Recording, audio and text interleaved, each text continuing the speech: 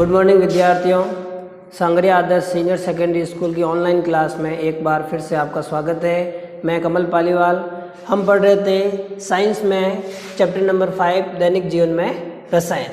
कल हमने पढ़ा था अम्लों के उपयोग के बारे में, जिसमें हमने जाना था अम्लराज के बारे में और एक्वारेजिया के बारे में। आज हम पढ़ते हैं अम्ल के साथ साथ सारों के उपयोग के बारे में। सबसे पहले हमने जाना था कि सार होते क्या है।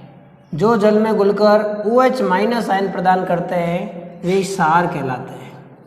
जो जल में घुलकर OH- आयन प्रदान करते हैं वे सार कहलाते हैं। इसमें सबसे पहले अपन उपयोग लेते हैं NaOH, जिसे सोडियम हाइड्रोक्साइड कहा जाता है। सोडियम हाइड्रोक्साइड कहा जाता है। इसे हम कास्टिक सोडा भी कहते हैं। अब इसका उपयोग वस्त्र उद्योगों में होता है। दूसरा, साबुन एवं अपमार्जक बनाने में और तीसरा जो प्रयोगशाला में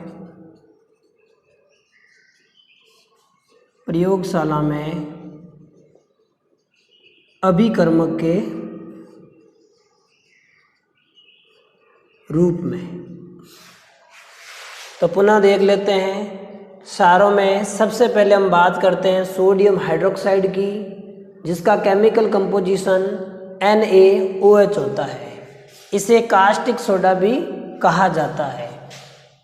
इसका उपयोग वस्त्र उद्योगों में किया जाता है, साबुन एवं अपवार्जक बनाने में किया जाता है, जिसमें सोडियम और पोटेशियम के लवण काम में लिए जाते हैं। इसी प्रकार प्रयोगशाला में रिएक्टेंट्स अभिकर्मक के रूप में भी NaOH का प्रयोग किया जाता है। दूसरा हम बात करते हैं CaOH2, जिसे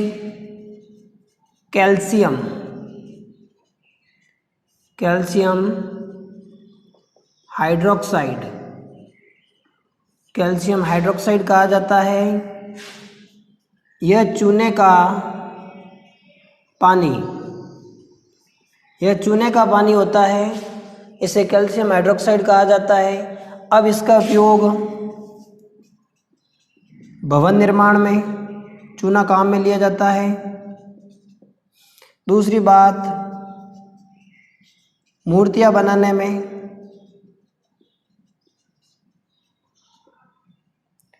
और सबसे महत्वपूर्ण बात, चूना से निर्मित कार्यों में।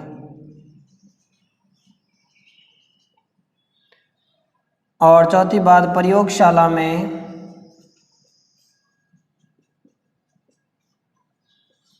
अभिकर्मक के रूप में।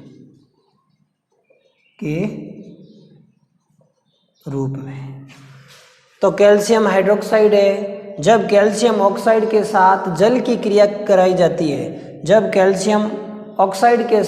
की क्रिया करवाई जाती है, तब कैल्शियम हाइड्रोक्साइड का निर्माण होता है, जिसे चूने का पानी भी कहा जाता है। अब जो कैल्शियम ऑक्साइड है, जब उसमें जल डाला जाता है तो वह बुझा हुआ चूना कहलाता है। यानी जो चूना है उसके अंदर पानी डालने पर वह कार्बन डाइऑक्साइड गैस बाहर निकाल देता है। पीछे जो शेष बचता है वह चूने का पानी होता है, इसीलिए इसे कैल्शियम हाइड्रोक्साइड भी कहते हैं। इसका उपयोग भवन निर्माण के अंदर या फिर यूं कहें सीमेंट बनाने में भी किया जाता है। इसी प्रकार मूर्तियां बनाने में जो भी चूने से निर्मित मूर्तियां होती है वह कैल्शियम हाइड्रोक्साइड या कैल्शियम ऑक्साइड से बनती है। चूने से निर्मित कार्यों में भी किया जाता है, जैसे प्लास्टर वगैरह कराने में। इसी प्रकार प्रयोगशाला में अभिकर्मक के रूप में भी कैल्शियम हाइड्रोक्साइड का उपयोग होता है। तीसरा सबसे जरूरी है MgOH2, जिसे मैग्नीशियम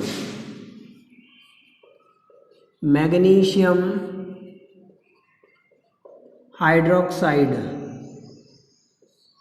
जिसे मैग्नीशियम हाइड्रोक्साइड कहा जाता है, मैग्नीशियम हाइड्रोक्साइड कहा जाता है। इसका उपयोग एंटीसिड के रूप में किया जाता है। अब एंटीसिड क्या होते हैं? प्रति अम्लीय पदार्थ। एंटीसिड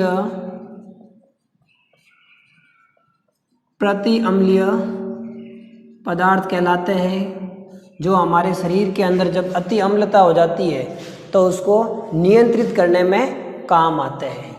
दूसरा, शरीर में अति अम्लता को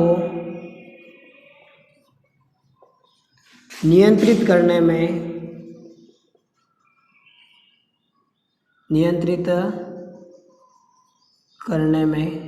काम में लिया जाता है।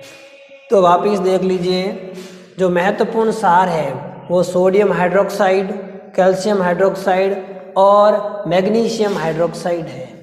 सोडियम हाइड्रोक्साइड का केमिकल कंपोजिशन NaOH होता है। इसी प्रकार कैल्शियम हाइड्रोक्साइड का CaOH2 होता है और मैग्नीशियम हाइड्रोक्साइड का MgOH2 होता है।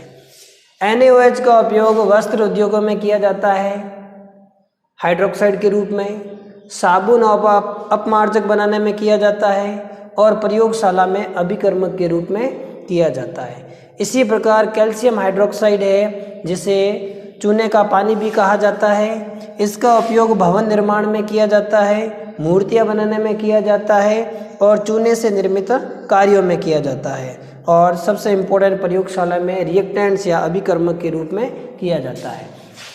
अब मैग्नीशियम हाइड्रोक्साइड, जिसे MgOH2 कहा जाता है, इसका उपयोग एंटीसिड के रूप में किया जाता है और शरीर के अंदर जब अम्ल की मात्रा अधिक हो जाती है, HCl की मात्रा अधिक हो जाती है, तो इस HCl को नियंत्रित करने हेतु, अति अम्लता के रूप को नियंत्रित करने हेतु एंटीसिड के रूप में मैग्नीशियम हाइड्रोक्साइड का प्रयोग किया जाता है। ये सबसे इम्पोर्टेंट है, मैग्नीशियम हाइड्रोक्साइड, जिसे एंटीसिड के रूप में काम में लिया जाता है।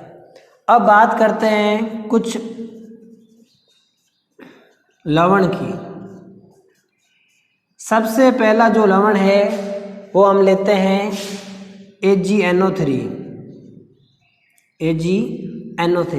जिसे सिल्वर नाइट्रेट कहा जाता है।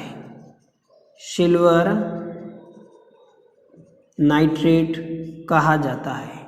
AgNO3 है, इसे सिल्वर नाइट्रेट कहा जाता है। इसका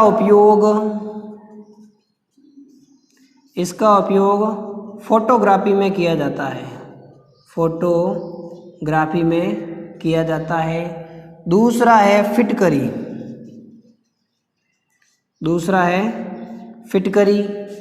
फिटकरी का जो उपयोग है वो जल के शुद्धिकरण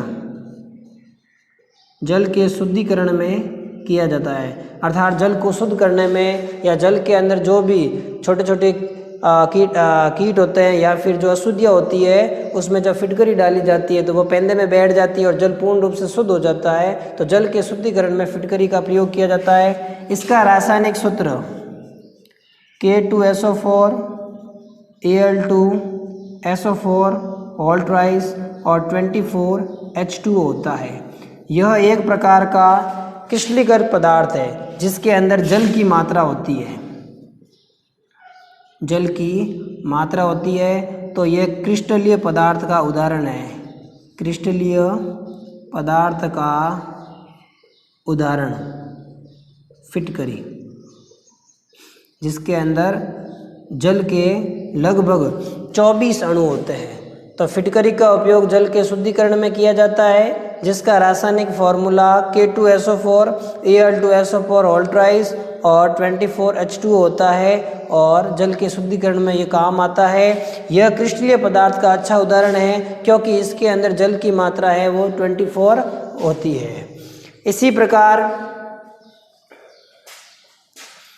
Na2CO3 जिसे सोडियम कार्बोनेट कहा जाता है। सोडियम कार्बोनेट कहा जाता है और इसे दावन सोडा भी कहते हैं। इसे दावन सोडा भी कहा जाता है। यह कपड़े धोने का सोडा होता है। कपड़े धोने का सोडा होता है, दावन सोडा कहा जाता है। इसका उपयोग वस्त्र उद्योगों में,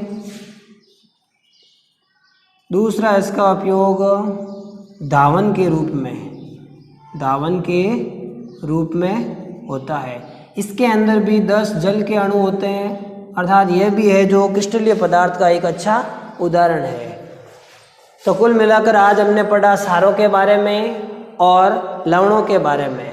मुख्य रूप से सार NaOH, कैल्शियम हाइड्रोक्साइड और मैग्नीशियम हाइड्रोक्साइड होते हैं। और लवण के अंदर सबसे पहले सिल्वर नाइट्रेट के बारे में पढ़ा, जिसका केमिकल कंपोजिशन AgNO3 होता है, जिसका प्रयोग भी फोटोग्राफी में किया जाता है। इसी प्रकार फिटकरी है जो जल के शुद्धिकरण में काम में ली जाती है। इसका chemical composition K2SO4, Al2SO4 24H2 होता है और यह क्रिस्टलीय पदार्थ का एक अच्छा उदाहरण है, क्योंकि इसके अंदर जल की मात्रा है वो 24 होती है। इसी प्रकार एक सोडियम कार्बोनेट भी है, यह भी एक प्रकार का लवण है, जिसका केमिकल कंपोजिशन Na2CO3 होता है और जिसमें जल की मात्रा 10 होती है, अर्थात जो जल के अणु है वो 10 होते हैं। इसे दावन सोडा भी कहा जाता है। यह कपड़े धोने का सोडा होता है जो वस्त्र उद्योगों में भी काम में लिया जाता है और धावन के रूप में भी काम आता है।